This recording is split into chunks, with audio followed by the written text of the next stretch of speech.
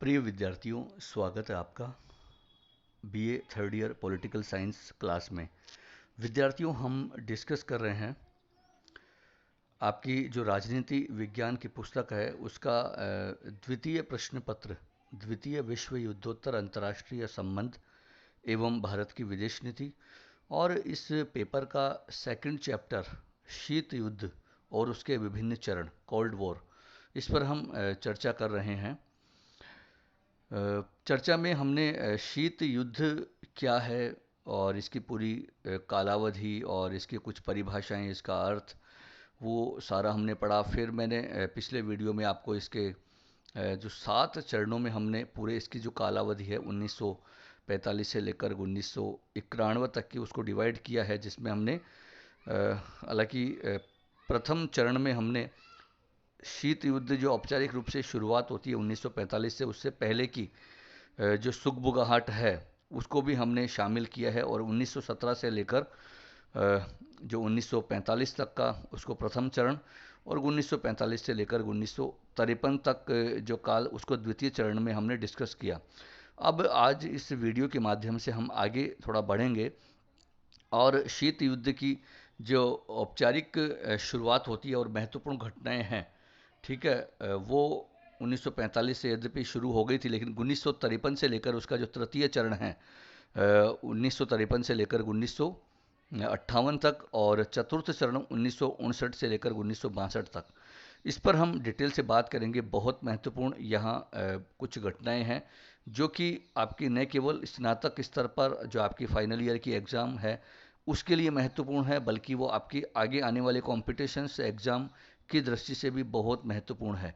चाहे हम बात करें यूजीसी नेट की, चाहे हम स्लेट के एग्ज़ाम की बात करें, चाहे कोई भी RPSC first grade school lecturer competition जो होता है उसकी बात करें, या अदर कोई भी सब्जेक्टिव कंपटीशन होता है, तो सब में बहुत महत्वपूर्ण क्वेश्चन यहाँ से पूछे जाते हैं। तो आज आपको बहुत महत्वपूर्ण कंटेंट दिखाई देगा जो पीपीटी के माध्यम से दिया जा रहा है, तो हम डिस्कस करेंगे। उससे पहले मैं आपको साथियों बता दूं, जो साथी नए जुड़े हैं इस वीडियो से, जिनको पता नहीं है, जो भी वीडियो हमने डिस्कस किया है या फिर आगे आने वाले जो वीडियो डिस्कस करेंगे, आप उन्हें क्रमबद्ध तरीके से, व्यवस्थित तरीके से देखना चाहते हैं, और मैं चाहूँगा कि क्रमबद्ध तरीके से आप सारी वीडियो देखेंगे तो आपको पूरा जो सब्जेक्ट है, पूरे जो विषय वस्तु है, वो बेहतर तरीके से समझ में आएगी। तो वो आप देख सकते हैं इस वीडियो के डिस्क्रिप्शन में भी जाके आप देख सकते हैं, वहाँ आपको लिंक मिल जाएगा पूरी प्ले लिस्ट का, ठीक है। या फिर आप यूट्यूब के अकाउंट सेक्शन में जाके वहाँ प्ले लिस्ट सेक्शन में चले जाएं, वहाँ आपको प्ले लिस्ट में ये सब कुछ मिल जाएगा। सारे जो प्ले लिस्ट है इस चैनल पर मौजूद है, जिसमें एक प्ले लिस्ट आपकी थर्ड ईयर की भी है, उसके अलावा फर्स्ट ईयर, सेकेंड ईयर और अदर कंपटीशन जो प्रतियोगी परीक्षाओं से संबंधित मैटर, और तो ये और भी काफ़ी जो मैटर है आपको इस चैनल पर मिलेगा। सब प्लेलिस्ट व्यवस्थित और क्रमबद्ध तरीके से आप वहाँ देख सकते हैं, और उनके सबके लिंक इस वीडियो के डिस्क्रिप्शन में भी मिल जाएगा। तो आइए आज की चर्चा की शुरुआत करते हैं, और आइए देखते हैं जो हम बात कर रहे हैं तृतीय और चतुर्थ चरण की। तो सबसे पहले तृतीय चरण।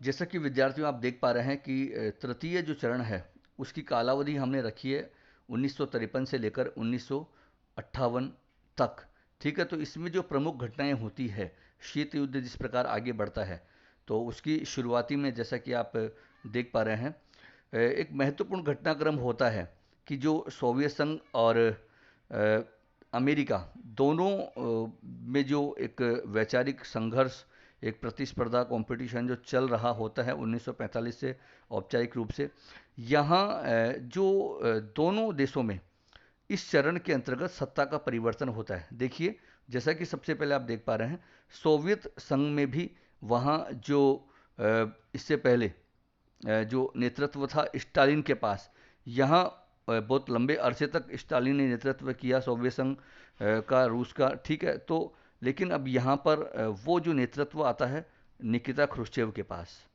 ठीक है। तो स्टालिन की मृत्यु हो जाती है और 1953 में ये वहाँ जो सत्ता जो अब आती है निकिता क्रुश्चेव के पास। तो ये काफ़ी एक महत्वपूर्ण शीत युद्ध में मोड़ आ सकता था, ठीक है ना।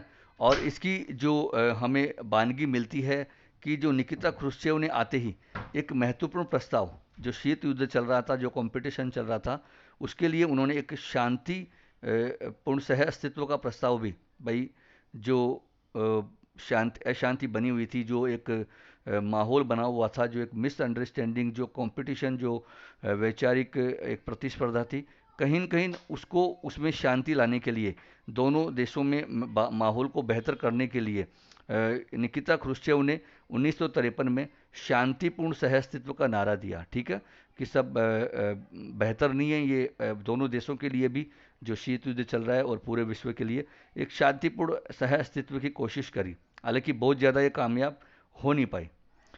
यहाँ पर दूसरी नेक्स्ट बुलेट्स में आप देख पा रहे हैं कि अमेरिका में भी सत्ता का परिवर्तन होता है, और वहाँ जो ट्रूमेन जो शासन में रहते हैं, वहाँ के राष्ट्रपति थे। अब वहाँ भी निर्वाचन जो होता है, राष्ट्रपति का चुनाव होता है, उसमें आइजनहावर वो राष्ट्रपति निर्वाचित हो जाते हैं। तो यहाँ भी सत्ता का परिवर्तन होता है। ठीक है, इसी दरमियान एक महत्वपूर्ण जो संकट है, महत्वपूर्ण घटना है, सीधा सीधा तो खैर शीत युद्ध से ये संबंधित नहीं है, हाँ, लेकिन एक अप्रत्यक्ष रूप से, क्योंकि वियतनाम में गृह युद्ध की स्थिति और वियतनाम का विभाजन हो जाता है, संकट आता है, और इस संकट की जो पूरी कालावधि आपको ध्यान रखनी है। कई बार ये जो कंपटीशन एग्जाम में सुमिलित करने वाले प्रश्न है, वहाँ पूछा जाता है। बहुत ज़्यादा डिटेल आपसे नहीं पूछी जाएगी कि वियतनाम संकट क्या था, लेकिन एक घटना के रूप में आपको ज़रूर सन इसका पता होना चाहिए। और 1954 से 1975 तक का ये जो संकट रहता है वियतनाम में, वियतनाम का जो डिवाइडेशन होता है वहाँ पर दो भागों में, एक तो उत्तरी वियतनाम, दक्षिणी वियतनाम। उत्तरी वियतनाम में जो वो सोवियत संघ के प्रभाव में रहता है, साम्यवादी सरकार वहाँ होती है, और दक्षिणी वियतनाम पूंजीवाद के प्रभाव में होता है। तो इस प्रकार वो भी एक शीत युद्ध का अखाड़ा तो बनता ही है। ठीक है, क्योंकि जो विभाजन होता है, दोनों विचारधारा वहाँ पर दोनों वियतनाम के रूप में उभर के सामने आती है, और एक जो शीत युद्ध चल रहा था पूरे वैश्विक स्तर पर, तो वियतनाम भी एक अखाड़ा वहाँ बनता है। ठीक है, उसके बाद एक महत्वपूर्ण जो घटनाक्रम आप देख पा रहे हैं, ये कई बार परीक्षा में पूछा जाता है। सीटों की स्थापना होती है 1954 में। ये सीटों क्या है, जैसा कि पिछले वीडियो में मैंने आपको बताया था, नाटो की स्थापना की थी, एक सैनिक संगठन की स्थापना करी थी साम्यवाद के एक तरह से खिलाफ कंटेंट में, अमेरिका के द्वारा, पूंजीवादी गुट के द्वारा। तो वो नाटो जो था उत्तरी अटलांटिक संधि संगठन था। ठीक है, लेकिन अब क्योंकि दक्षिणी पूर्वी एशिया में भी साम्यवाद के प्रचार प्रसार का खतरा था और फैल रहा था, तो उसको कंटेंट करने के लिए, मतलब दक्षिणी पूर्वी एशिया में जो साम्यवाद के प्रसार को रोकने के लिए, वहाँ उन्होंने दक्षिणी पूर्वी एशियाई संधि संगठन, उस क्षेत्र में भी साम्यवाद के प्रसार को रोकने के लिए संधि संगठन करता है वही अमेरिका पूंजीवादी गुट के द्वारा। तो ये एक सैनिक संगठन यहाँ स्थापित किया जाता है, और इस सैनिक संगठन का नाम SEATO, SEATO, South East Asia Treaty Organization, दक्षिणी पूर्वी एशियाई सैनिक संगठन, ये महत्वपूर्ण संगठन है। पूरा नाम आपको पता होना चाहिए, कई बार परीक्षा में पूछा जाता है सीटो क्या है, तो आप बताएंगे सीटो का पूरा नाम, और उसका आपको बता दिया मैंने कि ये दक्षिणी पूर्वी एशियाई क्षेत्र में एक तरह से पूंजीवाद की गुटे द्वारा, अमेरिका के द्वारा ये एक सैनिक संधि की गई थी, सैनिक संगठन स्थापित किया गया था। ठीक है ना, 1954 में, ये आपको ध्यान रखना है। नेक्स्ट फिर इन दोनों के जवाब में, क्योंकि 1949 में नाटो की स्थापना करी अमेरिका ने, पूंजीवादी गुट ने, और फिर 1954 में सीटो की स्थापना करी। फिर इसके जवाब में आप देख पा रहे हैं वार्सा पैक्ट की स्थापना करी सोवियत संघ ने। मतलब वार्सा पैक्ट भी एक, ये भी एक सैनिक संगठन है, सैनिक संधि है। तो उसके जवाब में फिर वार्सा पैक्ट की स्थापना करी सोवियत संघ के द्वारा। ये ध्यान रखना, ये 1955 में की गई। ये भी कई बार पूछा जाता है, तो वार्सा पैक्ट क्या है, तो ये भी सोवियत संघ के द्वारा वो जो सैनिक संगठन बनाए गए थे अमेरिका के द्वारा, उसके जवाब में उन्होंने भी एक सैनिक संगठन बनाया है। ठीक है, नेक्स्ट फिर एक बहुत महत्वपूर्ण संगठन ये भी पूछा जाता है, ये भी सैनिक संगठन, सैनिक संधि। ठीक है, CENTO, CENTO, Central Treaty Organization, केंद्रीय संधि संगठन। ये 1955 में ये भी की जाती है संधि सेंटो। हालांकि इसका नाम जो है 1957 में इस संधि का नाम बगदाद पैक्ट भी होता है, मतलब बगदाद पैक्ट इसी का ही नाम है, सेंटो का ही, तो आपको ये ध्यान रखना है। ठीक है, और सेंटो को जैसा कि आप देख पा रहे हैं नाटो का पश्चिमी एशियाई संस्करण भी कहा जाता है। क्यों कहा जाता है, क्योंकि सेंटो के द्वारा जो मध्य एशिया के देश थे, पश्चिमी एशिया के देश थे, वहाँ पर साम्यवाद के प्रसार को रोकने के लिए ये जो संधि संगठन किया गया। तो आप अलग अलग देख पा रहे हैं, नाटो में उत्तरी अटलांटिक संधि संगठन था, सीएटो में दक्षिणी पूर्वी एशियाई जो संधि संगठन था, वहाँ दक्षिणी पूर्वी एशिया के देशों का एक संधि संगठन किया गया था। और ये मध्य एशिया, पश्चिमी एशिया के जो देश हैं, वहाँ पर साम्यवाद के प्रसार को रोकने के लिए उन देशों के साथ एक सैनिक संगठन किया गया था। तो यहाँ तीन जो सैनिक संगठन हैं, जो अमेरिका के गुट के द्वारा, पूंजीवादी गुट के द्वारा, आप नाम ध्यान रखेंगे, कई बार यूं भी पूछ लिया जाता है कि अमेरिका के द्वारा स्थापित कोई तीन सैनिक संगठनों के नाम बताओ, तो आप बता सकते हैं नाटो, सीएटो और सेंटो। इनका पूरा नाम, सन कब बनाया गया, क्यों बनाया गया, सारा मैं बता चुका हूँ। और वारसा पैक्ट, अगर सोवियत संघ के द्वारा के लिए पूछा जाए तो आप वारसा पैक्ट बता सकते हैं। ठीक है ना। तो ये महत्वपूर्ण जो घटनाक्रम आगे बढ़ता है, और शीत युद्ध काफ़ी एक कंपटीशन जो बढ़ता ही जाता है। नेक्स्ट जो एक घटना देख रहे हैं आप, स्वेज संकट 1956। हालांकि सीधा सीधा कोई इसका भी संबंध शीत युद्ध से सीधा सीधा नहीं है, लेकिन कहीं न कहीं ये स्वेज नहर, एक जो मिस्र में, वहाँ मिस्र के द्वारा एक राष्ट्रीयकरण किया जाता है, लेकिन मिस्र के ऊपर जो पहले इजराइल के द्वारा, फिर ब्रिटेन और फ्रांस के द्वारा हमला किया जाता है। मतलब पूंजीवादी गुट अपना प्रभुत्व इस क्षेत्र में जमाना चाहता है। तो उस संदर्भ में, हालांकि घटना बहुत लंबी चौड़ी है, यहाँ मैं बहुत लंबा डिस्कशन नहीं करूँगा उसको लेकर, लेकिन कम से कम आपको यहाँ इतना ध्यान रखना है कि ये स्वेज संकट जो है ये 1956 का है। ये एक शीत युद्ध की घटना के रूप में आपको यहाँ बस ध्यान रखना है। कई बार सम्मिलित करने वाले प्रश्न के रूप में पूछ लिया जाता है। ठीक है। नेक्स्ट आप देख पा रहे हैं, बहुत महत्वपूर्ण विद्यार्थियों, ये कई बार आपके स्नातक लेवल पर भी 2 नंबर का प्रश्न पूछा गया है कि ये आइजनहावर सिद्धांत क्या है, आइजनहावर थ्योरी क्या है। ठीक है। तो यहाँ भी यह और शीत युद्ध की एक प्रमुख घटना के रूप में भी बहुत महत्वपूर्ण ये सिद्धांत है, थ्योरी है। जिस प्रकार आपने देखा था, हमने पिछले वीडियो में डिस्कस किया था कि जो मार्शल योजना, ट्रूमैन सिद्धांत 1947, उसके अलावा मार्शल योजना 1948, वहाँ पर जो एक तरह से कूटनीतिक, सैनिक और आर्थिक सहायता दी जाती है। जो ट्रूमैन सिद्धांत में तो पूर्वी यूरोप के देशों को, और जो मार्शल योजना में पश्चिमी यूरोप के देशों को कूटनीतिक, सैनिक और आर्थिक सहायता की घोषणा उस समय करी गई थी। तो उसी संदर्भ में यहाँ पर जब सत्ता का परिवर्तन होता है, और ये आइजनहावर जो अमेरिका के राष्ट्रपति बनते हैं, इन्होंने जो मध्य एशिया के देशों में, आइजनहावर सिद्धांत के तहत मध्य एशिया के देशों में एक तरह से जो साम्यवाद के प्रसार को रोकने के लिए ये वो थ्योरी लाते हैं, और इसके तहत वो आर्थिक, सैनिक और कूटनीतिक मदद मध्य एशिया के देशों को देने की बात करते हैं। और ये एक तरह से प्रतीक था, आपसे पूछा जा सकता है, जहाँ की जैसे कि आप ये अंतिम लाइन देख पा रहे हैं कि यह अमेरिकी विदेश नीति में एक उग्रता का प्रतीक था। मतलब यहाँ कहीं न कहीं शीत युद्ध बहुत उग्र हो चुका था, कंपटीशन बहुत बढ़ चुका था, जो खाइयाँ हैं दोनों गुटों के बीच काफ़ी बढ़ गई थी। क्योंकि यहाँ पर किस प्रकार हर तरीके पे, चाहे हम बात करें पूर्वी यूरोप में, पश्चिमी यूरोप में, मध्य एशिया में, दक्षिणी पूर्वी एशिया में, सब जगह मोर्चा एक तरह से खोल दिया था, और साम्यवाद पर कंटेंट करने के लिए अमेरिका बिल्कुल लगा हुआ था। एक तरह से उग्रता का प्रतीक इसीलिए आइजनहावर सिद्धांत को यहाँ बोला जाता है। तो आपको ये समझ में आ गया होगा। तो ये अलग अलग प्रश्न भी इन सारी घटनाओं के बनते हैं, और शीत युद्ध के इस तृतीय चरण के रूप में तो ये सारी घटनाएं आपके लिए बहुत महत्वपूर्ण है। तो आप विद्यार्थियों ध्यान रखेंगे। आइए देखते हैं नेक्स्ट चरण में क्या होता है, और बहुत महत्वपूर्ण मोड़ पर शीत युद्ध पहुंचता है, बहुत इंटरेस्टिंग। आइए, आपको अच्छा लगेगा।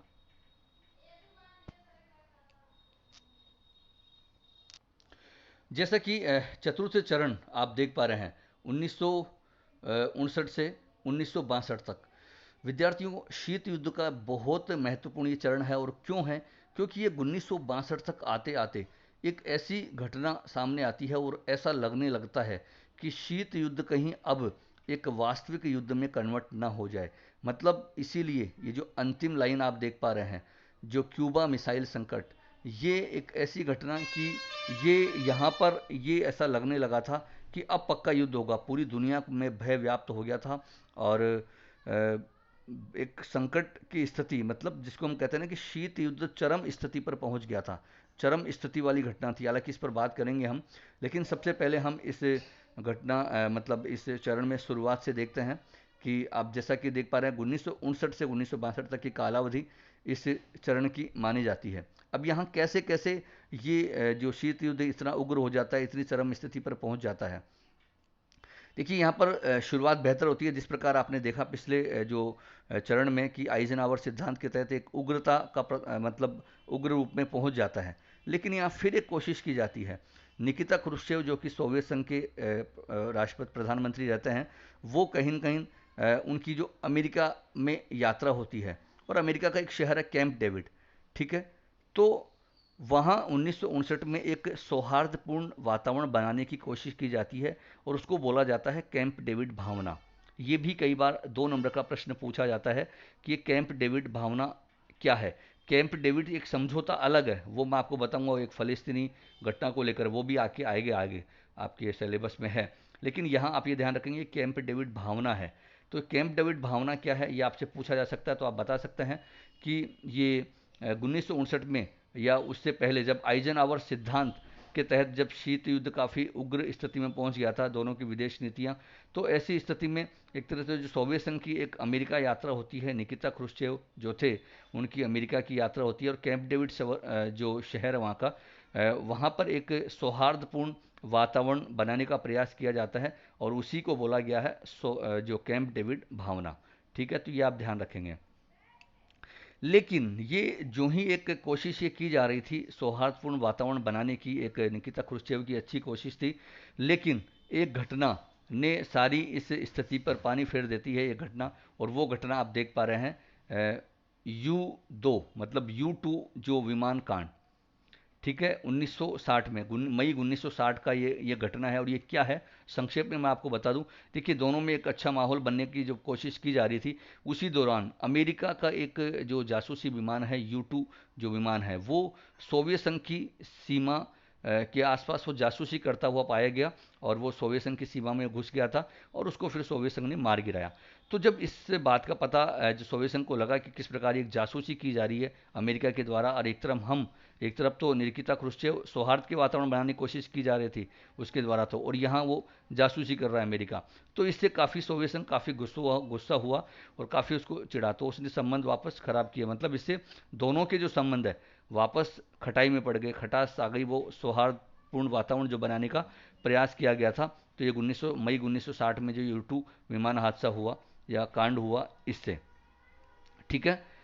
अब इसका प्रभाव एक बहुत महत्वपूर्ण संधि पर, जो पेरिस एक शिखर सम्मेलन होने वाला था, ये 1960 में ही, मई 1960 में ही प्रस्तावित था ये पेरिस शिखर सम्मेलन।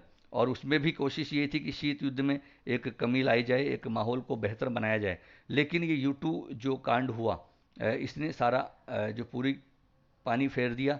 और इस कांड में यद्यपि दोनों नेता पहुंचे, आइजनहावर भी पहुंचे, निकिता क्रुश्चेव भी पहुंचे, लेकिन हुआ ये एक बहुत महत्वपूर्ण इंटरेस्टिंग बात आपको बताता हूं मैं, कि निकिता क्रुश्चेव जो है, मतलब उनके लिए, मतलब उनसे हाथ मिलाने के लिए आइजनहावर ने हाथ मिलाया, मतलब उनके सामने हाथ, आगे हाथ बढ़ाया, लेकिन उन्होंने हाथ मिलाने से भी इनकार कर दिया।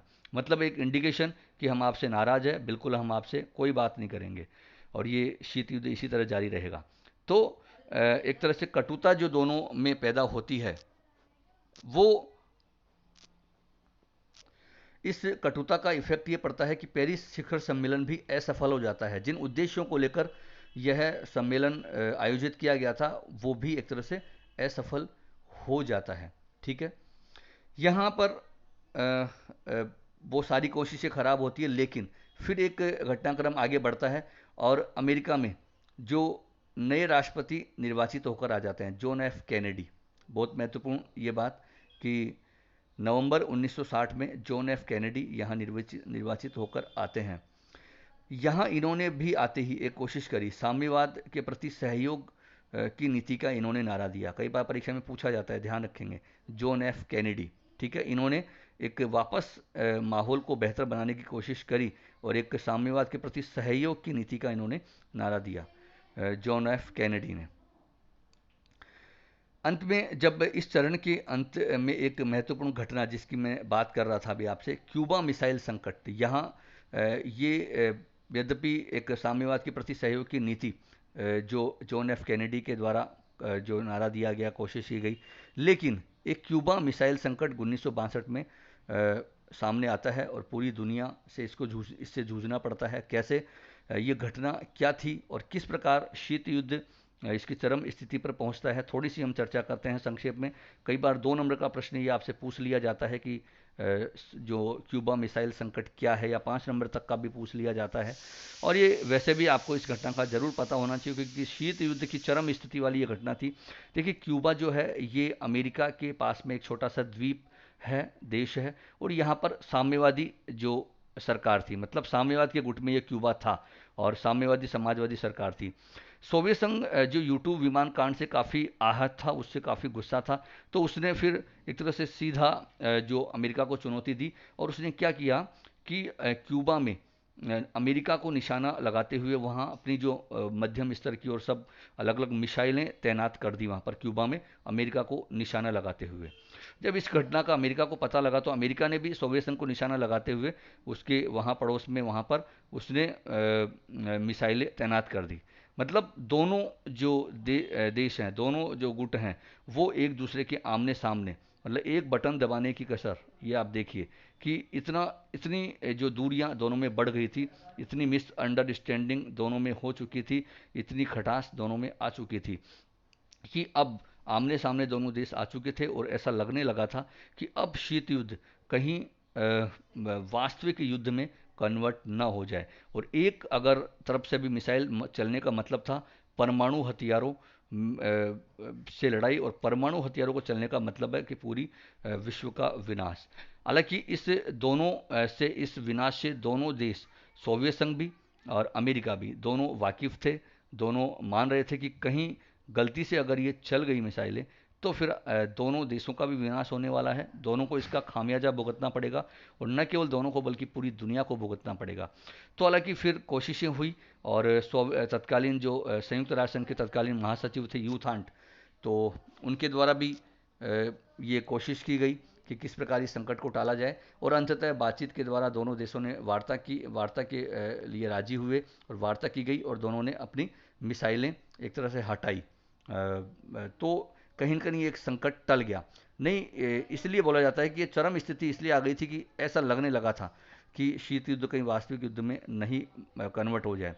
लेकिन अंततः ये एक बेहतर स्थिति रही कि दोनों ने एक परिस्थितियों को समझा और अपनी मिसाइलों को हटाया।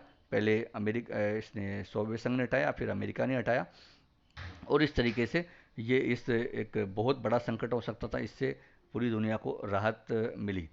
तो ये इस प्रकार ये जो चतुर्थ चरण है, वो इस क्यूबा मिसाइल संकट से हम पूरा करते हैं।